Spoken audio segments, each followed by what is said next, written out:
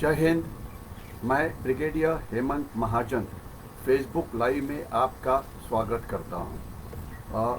हम 5 मिनट थोड़ा देर से बातचीत कर रहे हैं क्योंकि कुछ प्रॉब्लम हो गई थी इंटरनेट के कनेक्शन की।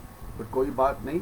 आज का जो हमारा विषय है वो है कि साउथ चाइना समुंदर के अंदर चाइना सलामी स्लाइसिंग कर रहा है, यानी कि क्या कर रहा है बात करेंगे हम। वो आगे आगे बढ़ रहा है, बोलते हैं कि साउथ चाइना सी पूरा हमारा है, और इसके बाद जो बाकी के वहाँ के जो देश है उनके खिलाफ वो आक्रमण कर रहा है, तो उसके बारे में हम बात करेंगे। इसके सिवाय अभी कल ही कंबाइंड कमांडर्स कॉन्फ्रेंस हुई थी, जिसके अंदर आर्मी, नेवी, एयरफोर्स के जो सीनियर मोस्ट ऑफिसर होते हैं उनकी 2 दिन बातचीत होती है प्राइम मिनिस्टर साहब के साथ, और देश की सुरक्षा के ऊपर जो अलग अलग पहलू होते हैं उसके ऊपर बातचीत की जाती है। तो थोड़ी सी बातचीत हम उसके बारे में करेंगे।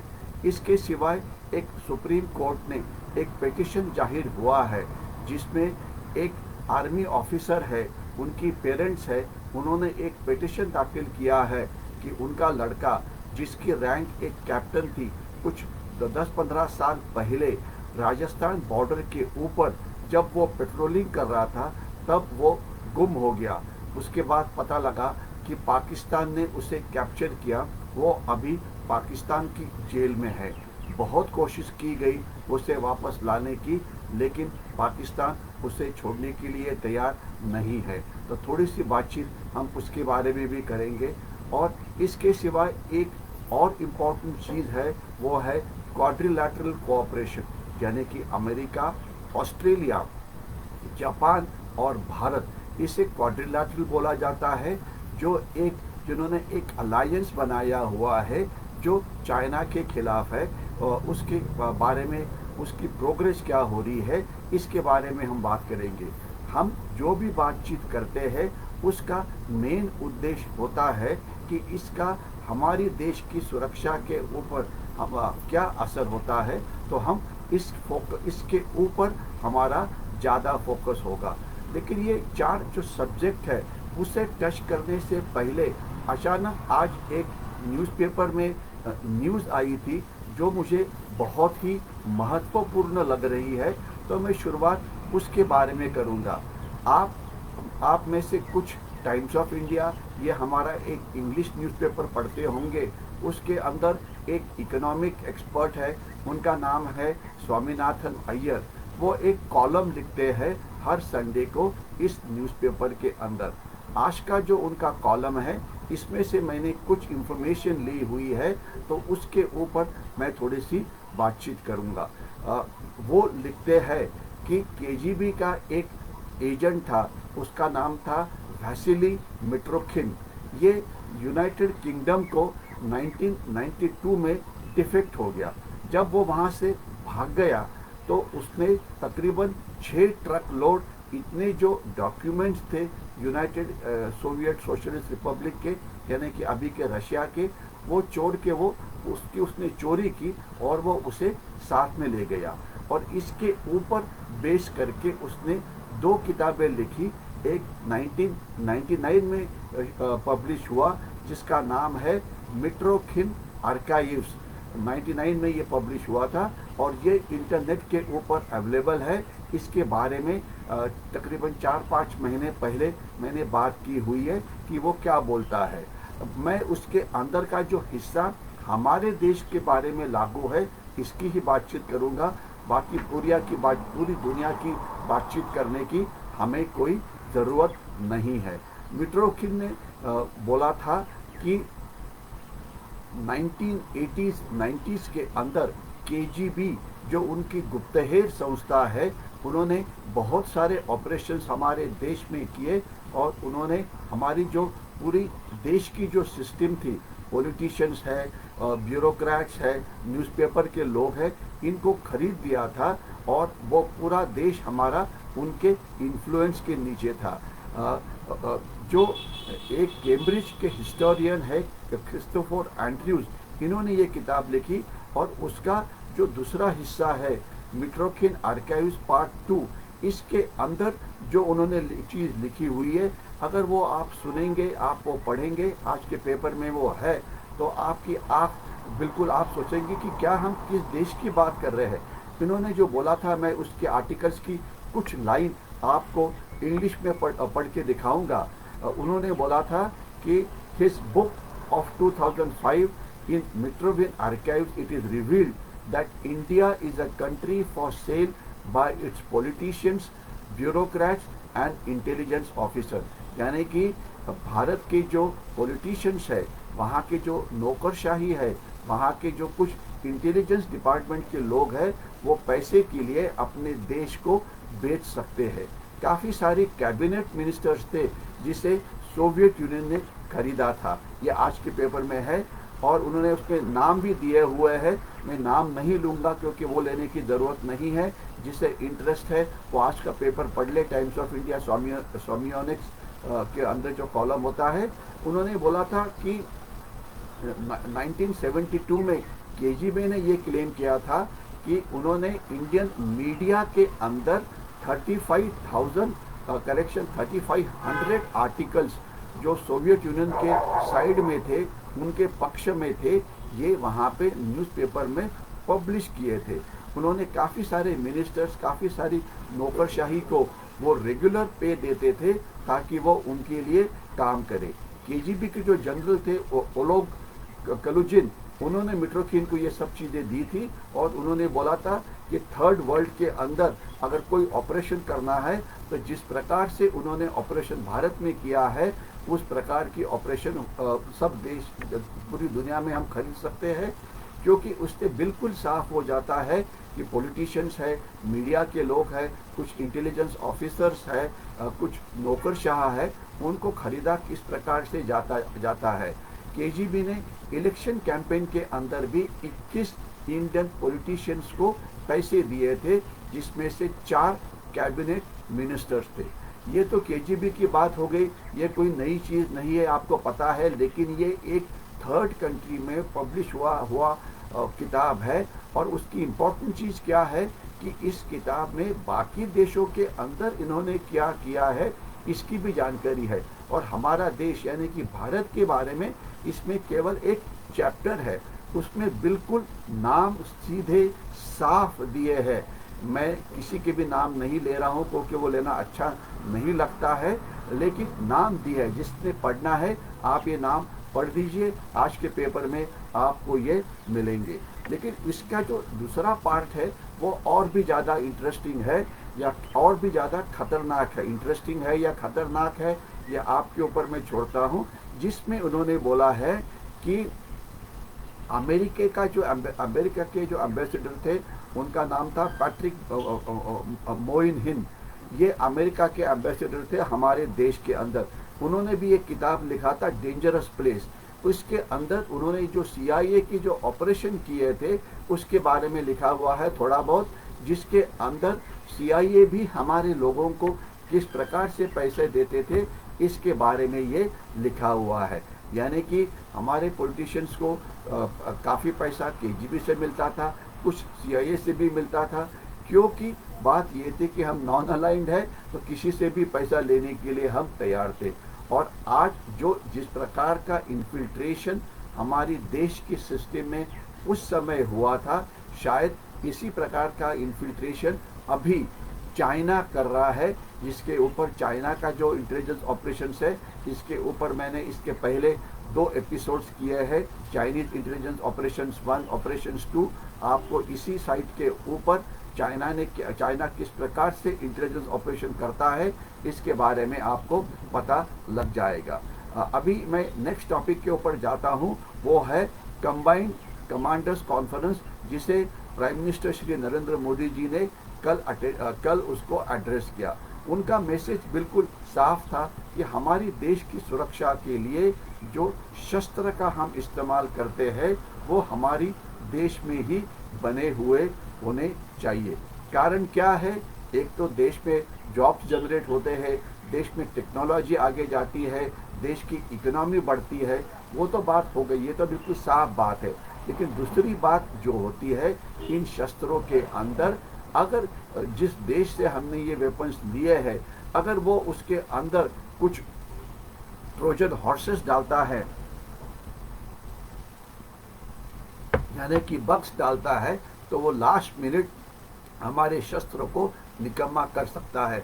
कुछ दिन पहले की बात है, बातचीत हो गई थी कि महाराष्ट्र का जो इलेक्ट्रिसिटी ग्रिड है उसे फेल करने की कोशिश चाइनीज हैकर्स ने की। तो प्राइम मिनिस्टर साहब का ये जो मैसेज है ये इम्पोर्टेंट है। और आत्मनिर्भर भारत में अभी हमारी प्रोग्रेस तो हो रही है, लेकिन दुर्दैव की बात यह है कि हमारी देश में जो फॉरेन लॉबी थी, यानी कि 4-5 साल पहले हम 70% हमारे जो शस्त्र है हमारे बाहर से खरीद के लाते थे। क्यों हमने इस लाइसेंस के अंदर उसे देश में नहीं किया? तो ये अभी कार्यक्रम शुरू हो गया है। आशा करते हैं कि इसे काफ़ी यश मिलेगा, क्योंकि लार्सन टोब्रो है, भारत फोर्ज है, जिनकी शिप्स है, जिनकी तोहफे है, ये काफ़ी अच्छी तरह से अभी इंडियन आर्मी के अंदर शामिल हो रही है। नेक्स्ट पॉइंट पे मैं आता हूँ, वो है म्यांमार के अंदर जो आर्मी का शासन लगा हुआ है, इसमें चाइना का हाथ है ऐसे माना जाता है, क्योंकि चाइना को ऐसे लगता है कि उनका जो चाइना पाकिस्तान इकोनॉमिक कॉरिडोर है, जो पाकिस्तान के ग्वाडर बंदर से शुरू होके 4000 किलोमीटर का रास्ता पाकिस्तान से तय करके शिनजियांग प्रांत में जाता है, वो अंडर अटैक है। उसके ऊपर पाकिस्तान के जो बलूची लोग हैं वो अटैक कर रहे हैं, सिंध में उसके ऊपर अटैक किए जा रहे हैं, यानी कि वहाँ पे कॉस्ट ऑफ प्रोटेक्शन ये काफ़ी बढ़ रही है। तो इसीलिए वो दूसरा corridor China Myanmar economic corridor से वो कुछ कार्रवाई करना चाहते हैं, इसीलिए शायद वहाँ पे कू हुआ है, इस प्रकार की बात हो रही है। तो हमने म्यांमार के साथ अच्छा संबंध निर्माण करके इसके ऊपर ज़रूर नज़र रखनी चाहिए, क्योंकि म्यांमार ये हमारा एक नेबरिंग कंट्री है। और उस वहाँ पे जो हमारे नॉर्थ ईस्ट के जो इंसर्जेंट्स हैं उनके कुछ ट्रेनिंग कैंप अभी भी है, और चाइना इसको एक्टिवेट करने की कोशिश कर रहा है। तो इसे हमने इन टाइम रोकना चाहिए। मैंने बात की कि एक पेरेंट्स है एक कैप्टन साहब के जो बेपत्ता हो गए, तो उन्होंने सुप्रीम कोर्ट में पिटिशन किया है कि आप कुछ करो, और सुप्रीम कोर्ट ने लिस्ट मांगी है केंद्र सरकार से कि जो 54 सोल्जर्स हमारे देश के जो पाकिस्तान के कस्टडी में है उनके बारे में कुछ बताओ। खैर गवर्नमेंट तो कुछ बता नहीं पाएगी, क्योंकि उनको लाना आसान था, तो अभी तक हमने लाना था।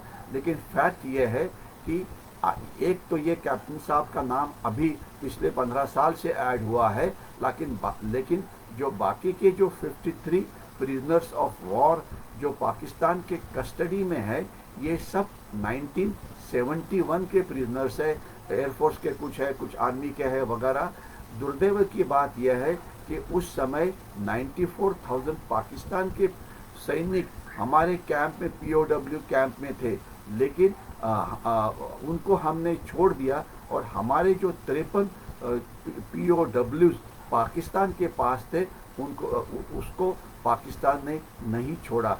यह दुर्दैव की बात है। उसके बाद हमारे देश ने बहुत कोशिश की है, लेकिन पाकिस्तान इस प्रकार का देश है कि वो सिर्फ बोलता है कि ये हमारे पास नहीं है, लेकिन सच ये है कि इसमें से कुछ POWs आज भी पाकिस्तान के जेल में है।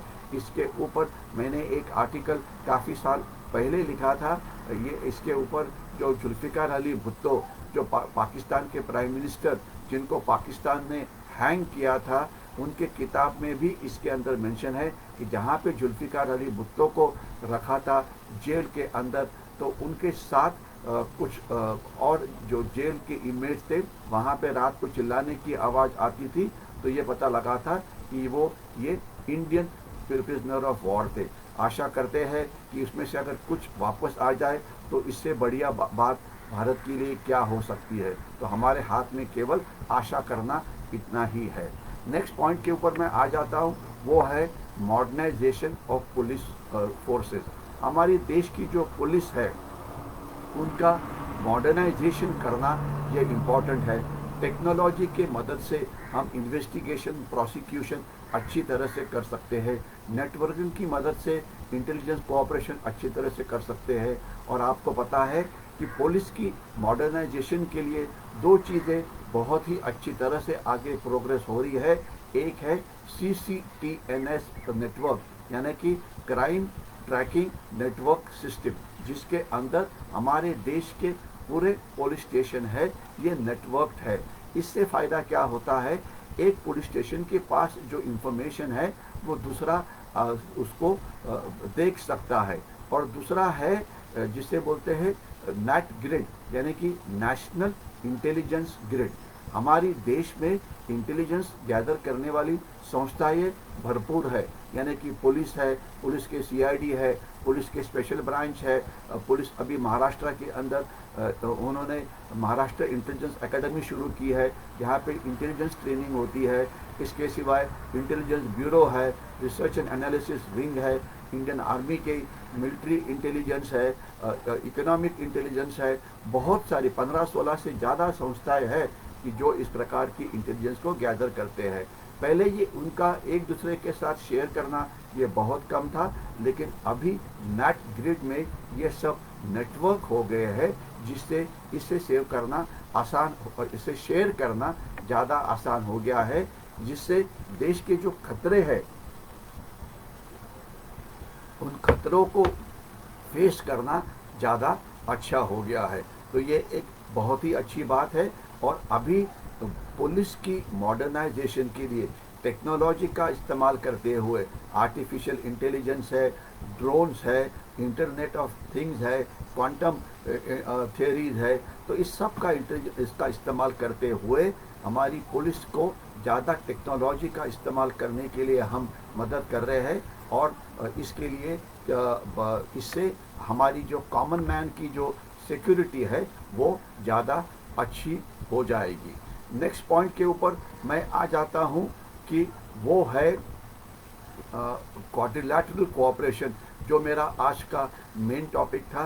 क्वाड्रिलैटरल कोऑपरेशन ये काफ़ी इम्प्रूव हुआ है, इसके बारे में मैंने पहले भी थोड़ी सी बात की हुई है। आपको ये भी पता है कि फॉरेन मिनिस्टर्स मिले हुए हैं। आपको ये भी पता है कि क्वाड्रिलैटरल कोऑपरेशन के अंदर चाइना के खिलाफ ये जो 4 देश है, भारत, ऑस्ट्रेलिया, जापान और अमेरिका, ये एक दूसरे से इंटेलिजेंस शेयरिंग कर रहे हैं, टेक्नोलॉजिकल शेयरिंग कर रहे हैं, इकोनॉमिक डीकपलिंग चाइना से करने के लिए एक दूसरे की मदद कर रहे हैं, यानी कि उसकी प्रोग्रेस तकरीबन ठीक है। लेकिन इसे काफ़ी तेज़ी के साथ हमने आगे बढ़ाने की ज़रूरत है, क्योंकि आज चाइना की इकोनॉमी हमारे से 3.5 गुना ज़्यादा है। कल परसों ही उनका डिफेंस बजट जाहिर हुआ था, वो हमारे से 4 गुना ज़्यादा है। जिसकी इकोनॉमी बड़ी है, अर्थात उसके पास अपनी सिक्योरिटी के ऊपर खर्चा करने के लिए ज़्यादा पैसे भी है, इसके बारे में तो किसी को कोई शक नहीं होना चाहिए, तो वो तो है ही। लेकिन हमारी इकोनॉमी चाइना के इकोनॉमी के साथ कब कैचअप करेगी?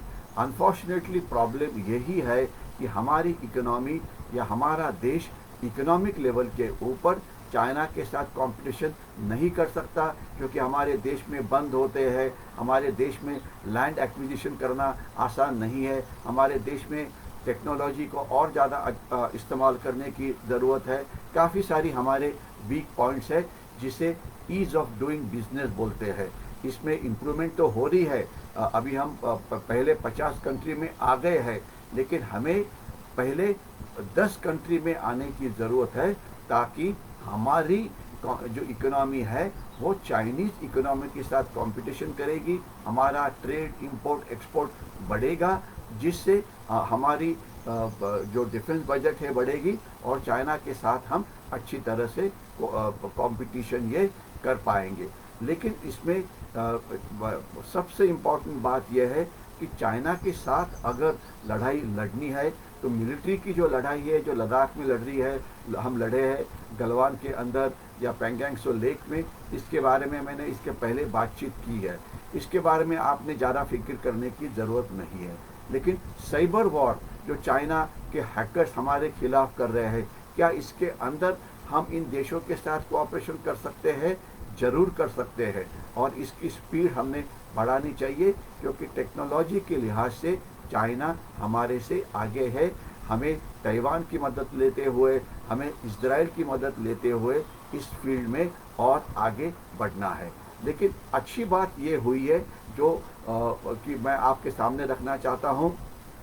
अमेरिका में इलेक्शन हो गया, जो बाइडन आ गए प्रेसिडेंट बन के, तो ये लग रहा था कि वो चाइना के साथ फ्रेंडशिप बढ़ाना चाहते हैं और वो चाइना के खिलाफ लड़ाई लड़ने के बदले वो उनके साथ फ्रेंडशिप करेंगे। लेकिन अभी 1-1.5 महीना हो गया है उनको आके, उनको समझ में ये आया है कि चाइना यूएसए के लिए ही नहीं बल्कि पूरी देश के लिए, पूरी दुनिया के लिए कितना खतरनाक देश है। और साउथ चाइना समुंदर में जो चाइना प्रॉब्लम क्रिएट कर रहा है, ये तो हर रोज ही न्यूज़पेपर में आता है। चाइना वहाँ पे सलामी स्लाइसिंग नाम की टैक्टिक्स का इस्तेमाल करता है, यानी कि आगे आगे आस्ते आस्ते आगे बढ़ो, वहाँ पे आर्टिफिशियल आइलैंड क्रिएट करो। चाइना बोलता है कि वहाँ पे एक 9 डैश लाइन है, कोई हिस्टोरिक एविडेंस वो देते हैं और बोलते हैं कि ये पूरा साउथ चाइना समुंदर हमारा है, जो कि बिल्कुल गलत बात है, क्योंकि चाइना ये इंटरनेशनल लॉज को मानता नहीं है, चाइना दुनिया को मानता नहीं है, चाइना एक एक्सपांशनिस्ट कंट्री है, वो उसके लिए जो अच्छा है वो ही करता है, और बाकी के देश उनकी मिलिट्री पावर ज़्यादा होने के कारण उनसे डरते हैं और उनसे लड़ने के लिए तैयार नहीं होते हैं। तो अभी एक्चुअल कायदा ये है कि साउथ चाइना समुंदर किसका है। साउथ चाइना जो कायदा है अंतर्राष्ट्रीय, ये बोलता है, जिसे United Nations convention on laws of seas बोला जाता है, या यूनक्लॉस उसका शॉर्ट फॉर्म है। वो ये है कि आपके समुंदर किनारे से 12 नॉटिकल माइल का जो समुंदर है वो टेरिटोरियल वाटर्स है, जहाँ पे उस देश का कानून लागू होता है। लेकिन 200 नॉटिकल माइल तक का जो समुंदर है उसे एक्सक्लूसिव इकोनॉमिक जोन बोला जाता है, और 350 किलोमीटर नॉटिकल माइल तक का जो एरिया है उसे एक्सटेंडेड एक्सक्लूसिव इकोनॉमिक जोन बोला जाता है। तो EEZ और एक्सटेंडेड EEZ के अंदर इकोनॉमिक एक्टिविटी तो आपकी होगी, लेकिन बाकी देशों को वहाँ पे व्यापार के लिए मुक्त प्रवास करने के लिए मर्चेंट नेवी को अलाउड है। वॉरशिप्स आना तो शायद डिफ़िकल्ट है, लेकिन बाकी के लोग आ सकते हैं। लेकिन चाइना बोलता है नहीं, और चाइना साउथ चाइना समुंदर के अंदर किसी को नहीं आने देता। उसने वहाँ पे अपनी एंटी एक्सेस सिस्टम और एरिया डोमिनेशन सिस्टम लगाई हुई है, और वो सभी पूरी दुनिया को वहाँ से भगाना चाहता है।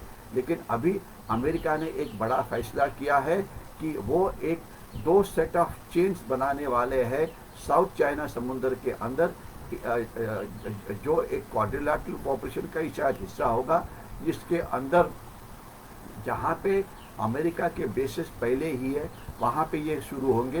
यानी कि जापान के ओकिनावा में उनका बेस है, ताइवान में उनका बेस है, इसके सिवाय फिलीपींस में उनका बेस था। तो यहाँ पे ये लाइन होंगी जहाँ पे रडार्स होंगे, जहाँ पे कुछ एंटी एयरक्राफ्ट डिफेंस सिस्टम ये तैनात होगी। तो ये क्यों, इसका कारण क्या है, इससे फ़ायदा क्या होगा, इसके लिए उन्होंने अपनी कांग्रेस, जो अमेरिकन कांग्रेस है, उनके पास ये प्रपोजल दिया हुआ है, और वो कुछ दिन में उसके सैंक्शन होने की ज़रूरत है। अगर चाइना का हमने मुकाबला करना है तो चाइना को हमें 3 फ्रंट वॉर में अटकाना पड़ेगा। एक फ्रंट तो हमारे खिलाफ लद्दाख और इंडो चाइना सीमा के ऊपर है, उनकी दूसरी फ्रंट है उन्हें साउथ चाइना समुंदर में ये दूसरे देश जो है उनके साथ में अटकाना पड़ेगा। और तीसरा जो उनके अंदर जो प्रॉब्लम्स है, तिब्बत में है, शिनजियांग के मुस्लिम उनसे बिल्कुल नाखुश है, मंगोलिया के जो इनर मंगोलिया के लोग हैं वो चाइना में नहीं रहना चाहते, ताइवान उनसे नाखुश है, हांगकांग उनसे नाखुश है। तो इसका भी इस्तेमाल हमने करना चाहिए, और ये शायद हो भी रहा होगा। आपको पता ही होगा हमारा ताइवान के साथ कोऑपरेशन अच्छा हुआ है। हम ह्यूमन राइट्स के इश्यूज जो उइगर मुस्लिम्स के हैं वो United Nations human rights commission के सामने रख रहे हैं। तिब्बत को भी हम थोड़ी बहुत मदद कर रहे हैं, वो तो हो रहा है, और हमारे सिवाय बाकी के देश भी इस प्रकार की कार्रवाई तो कर रहे हैं। एक किताब है जिसका नाम है revenge of geography. Revenge of geography नाम का किताब एक एक्सपर्ट ने काफ़ी साल पहले लिखा था, और इसमें उन्होंने चाइना के बारे में बहुत कमेंट्स की थी जो आज भी आपको सच नज़र आ रही है। इसका शॉर्ट में किताब ज़्यादा बड़ा तो हम उसकी बातचीत नहीं कर पाएंगे, लेकिन उसका कहने का मतलब यह है कि चाइना की लोकेशन ठीक नहीं है। चाइना ये 3 साइड से लैंडलॉक्ड है और ये माना जाता है अगर आपने सुपर पावर बनना है तो आपको समुद्र किनारा ये ज़्यादा होना चाहिए, क्योंकि इकोनॉमिक एक्टिविटी जो होती है वो 95% समुद्र से होती है। लेकिन चाइना को समुद्र जो है वो केवल 1/3 एरिया है और 2/3 एरिया जो है वो लैंडलॉक्ड है, और लैंडलॉक होने के कारण वहाँ से कोई ट्रेड होना इतना आसान नहीं है।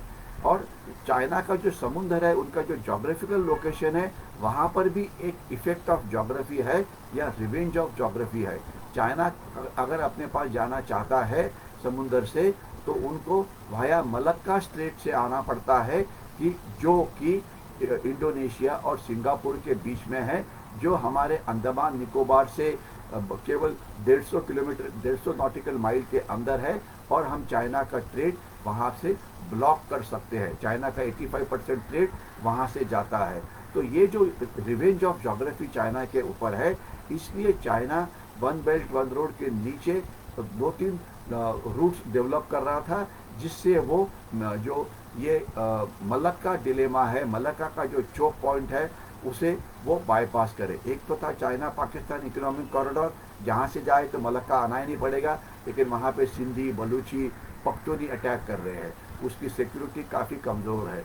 दूसरा है चाइना म्यांमार इकोनॉमिक कॉरिडोर, उसे वो करने की कोशिश कर रहे हैं, लेकिन उसमें म्यांमार उनके लिए प्रॉब्लम क्रिएट कर रहा है। तीसरा जो है वो है ऊपर नॉर्थ पोल का जो एरिया है, जहाँ पे केवल बर्फ़ होता है। ग्लोबल वार्मिंग अभी शुरू हुआ है, वहाँ पे कोई भी शिप ये जा नहीं सकता है। लेकिन अभी ये माना जाता है 2025-2030 तक स्नो थोड़ा मेल्ट हो जाएगा नॉर्थ पोल के अंदर। अगर वो होता है तो चाइना को एक ऑल्टरनेट रूट मिलेगा अमेरिका या यूरोप की तरफ जाने के लिए, और उनकी मलक्का की प्रॉब्लम होगी। लेकिन उस रूट के ऊपर जो डोमिनेशन है वो रशिया का है, क्योंकि रशिया समझता है कि पोलर कंट्रीज जो है, जिसमें रशिया है, जिसमें 7-8 और यूरोप के कंट्रीज़ है, उनका ही ये अधिकार है, बाकी कोई वहाँ पे नहीं आना चाहिए।